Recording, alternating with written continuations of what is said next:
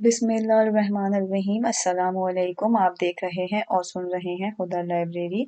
आपको एक अफसोसनाक खबर सुनाए कि जैद अली के फादर और मिसेस नाहिद के हस्बैंड की डेथ हो गई है कैंसर की वजह से। हम उनके इस गम में बराबर के शरीक हैं और हम दुआ करते हैं कि अल्लाह उनकी फैमिली को सब्र दे और उनके हस्बैंड को जन्नत नसीब करे। आमीन सुम्मा आमीन।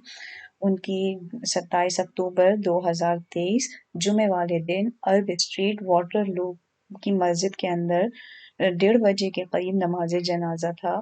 तो जैसे कि हम अपनी पुरानी एक वीडियो में बता चुके हैं कि जुमे वाले दिन यहाँ पे मुसलमानों की तादाद मस्जिद के अंदर ज़्यादा होती है, तो उनके जनाजे में मुनासिब लोगों की तादाद थी और मौसम भी बहुत अच्छा था, तकरीबन 18-20 डिग्री सेंटीग्रेड था।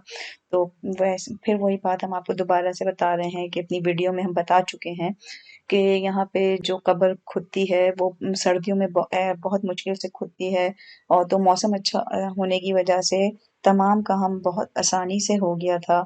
और यहाँ पे जैसे उन्होंने बताया कि उनके हस्बैंड को डॉक्टर दवा नहीं दे रहे थे, तो यहाँ पे डॉक्टर जो है वो दवा देते हुए बहुत डरते हैं कि कहीं मरीज को कुछ हो गया तो हमारा लाइसेंस कैंसिल हो जाएगा। और तकलीफ इसकी वजह से उनको बहुत तकलीफ दे मराहिल से गुजरना पड़ा। अल्लाह उनकी तकलीफ को अब जन्नत में अच्छे आला मुकाम दर्जात नसीब करे। आमीन सुम्मा आमीन। और यहाँ पे मुसलमानों की जो कब्र है वो तकरीबन $15,000 के अंदर होती है और दूसरे नॉन मुस्लिम के जो कब्रिस्तान है उसके अंदर मुसलमानों के लिए एक छोटा सा हिस्सा बना दिया गया है जिसमें उनकी कब्र का डायरेक्शन जो है वो किबला रुख कर दिया जाता है।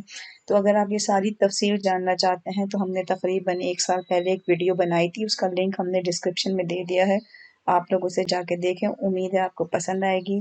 तो आपसे इजाज़त चाहते हैं। अल्लाह हाफ़िज़।